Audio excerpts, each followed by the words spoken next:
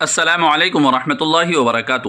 امید ہے ناظرین کرام آپ خیریت سے ہوں گے۔ میں ہوں محمد طیب قاسمی اور آپ دیکھ رہے ہیں روزنامہ اردو یوٹیوب چینل۔ ناظرین کرام، اس ویڈیو میں آپ کو دو بڑی اہم خبروں سے آگاہ کر رہے ہیں۔ آپ سے گزارش یہ ہے کہ ویڈیو کو آخر تک دیکھنے کے بعد دوسروں کو بھی شیئر کر دیجیے گا۔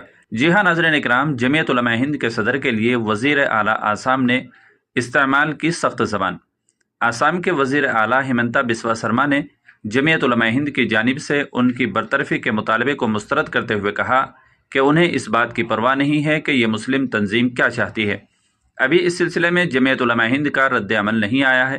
وزیر اعلیٰ آسام نے کہا ہے کہ اگر مجھے جمعیت کے صدر محمود مدنی مل گئے تو میں انہیں بنگلہ دیش بھیج دوں گا۔ سرما نے مورے گاؤں میں ایک پروگرام کے موقع پر میڈیا سے یہ دھمکی آمیز بات کہی ہے۔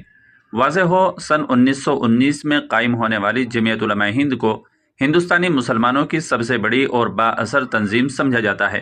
وزیر اعلیٰ آسام نے اپنا انگوٹھا دکھایا اور کہا، میں ابھی جمعیت علماء ہند کو سرکاری طور پر انگوٹھا دکھا رہا ہوں۔ اس انگوٹھے میں ایک آسامی خون، طاقت اور ہمت ہے۔ وزیر اعلیٰ نے کہا ہے کہ کانگریس جمعیت کی بی ٹیم بن گئی ہے اور آسام کے لوگوں کے خلاف ان کا ساتھ دے رہی ہے۔ اگر کوئی آسام کے وزیر اعلیٰ پر حملہ کرتا ہے، چاہے وہ کانگریس یا کسی اور پارٹی سے ہو، ہم احتجاج کریں گے، کیونکہ آسام کے لوگوں نے مجھے منتخب کیا، جمعیت کو نہیں۔ وزیر اعلیٰ سرما نے ریاست میں کانگریس کی قیادت پر بھی تنقید کی، اسے نامعلوم لوگوں کا سردار قرار دیا اور کہا کہ وہ مقامی آسامی برادریوں کے نمائندے نہیں ہیں۔ ڈی ایم سرما نے جاگیروڈ میں ایک نئے سیمی کنڈکٹر پلان کے خلاف کانگریس قائدین کے پہلے احتجاج کی طرف اشارہ کرتے ہوئے کہا کہ اس سے ان کی غلط ترجیحات کا پردہ فاش ہوا ہے۔ وزیر اعلیٰ آسام نے یہ بھی واضح کیا ہے کہ نامعلوم لوگ کون ہیں۔ انہوں نے اپنی یوم آزادی کی تقریر کے دوران بھی بنگالی بولنے والے مسلمانوں کے بظاہر حوالے سے یہ تاثر کئی بار استعمال کیا ہے۔ انہوں نے مزید دعویٰ کیا ہے کہ جمعیت کے صدر محمود مدنی نے کانگریس کے دور حکومت میں ان اساتذہ کی تقرریوں کو روک دیا تھا جنہوں نے ٹیچر اہلیت ٹیسٹ یعنی TET پاس کیا تھا۔ انہوں نے کہا ہے کہ یہ مدنی ایک موقع پر جب میں وزیر تعلیم تھا نے TET اساتذہ کی تقرری نہیں ہونے دی تھی۔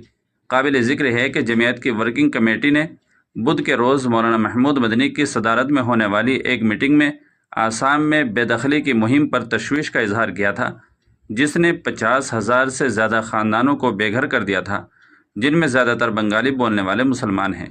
ایک قرارداد کو منظور کرتے ہوئے جمعیت علماء ہند نے ہندوستان کے آئینی حکام، خاص طور پر بھارت کے صدر اور چیف جسٹس آف انڈیا سے فوری طور پر آسام کے وزیر اعلیٰ کو ہٹانے اور ہیٹ اسپیچ کے لیے ان کے خلاف مجرمانہ کارروائی شروع کرنے کا مطالبہ کیا تھا۔ اب چلتے ہیں دوسری خبر کی طرف۔ جی ہاں ناظرین کرام، پاکستان کے متنازع اور نام نہاد مذہبی اسکالر انجینئر محمد علی مرزا کو گرفتار کر لیا گیا ہے۔ ایکسپریس نیوز کے مطابق محمد علی مرزا کو جہلم سے تھانہ سٹی پولیس نے 3 MPO کے تحت گرفتار کیا ہے۔ پولیس کے مطابق محمد علی مرزا کو جہلم کی اکیڈمی سے گرفتار کرنے کے بعد جیل میں منتقل کر دیا گیا۔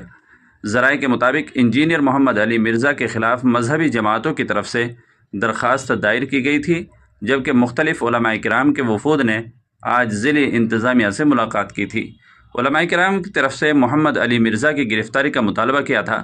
واضح ہو کہ انجینئر محمد علی مرزا نہ تو عالم ہے، نہ کسی مکتبہ فکر سے اس کا تعلق ہے، نہ ہی اس کا باقاعدہ استاذ ہے جسے اس نے علم دین سکھایا ہو، بلکہ اس نے علیحدہ ایک مسلک بنایا ہوا ہے اور بغیر استاذ کے عربی کتابوں کا اردو ترجمہ دیکھ کر نادان لوگوں کو مرجوح اقوال بتاتا ہے، جس پر امت مسلمہ کا عمل نہیں ہے۔ جبکہ اس شخص کا ایک زمانے میں دیوبندی مسلک سے تعلق تھا، پھر اس کو چھوڑ کر بریلوی مسلک اختیار کیا، پھر اس کو بھی چھوڑ دیا، اس کے بعد مسلک شیعہ کو بھی اختیار کیا، لیکن اس کو بھی چھوڑ کر ایک نیا مسلک بنا لیا، اور اس نے حضرت امیر معاویہ رضی اللہ تعالی عنہ سمیت کئی صحابہ اکرام رضوان اللہ علیہم اجمعین کی شان میں گستاخی کی اور اہل سنت والجماعت کے بڑے بڑے اور جید علماء کو برا بھلا کہا اور ان حضرات پر تنقید کی اور اہل سنت والجماعت کے عقائد پر حملہ کیا اور ان عقائد کو غلط کیا اور قادیانیوں کی سپورٹ کی، جس کی تفصیل خود اس کے بیانات میں موجود ہے۔ تو ناظرین اکرام، دونوں رپورٹ کے بارے میں آپ کی کیا رائے ہے؟ کمنٹ کر کے آپ ضرور بتائیے گا، اور چینل پر پہلی بار آئے ہوں تو سبسکرائب بھی کر لیجیے گا۔ السلام علیکم۔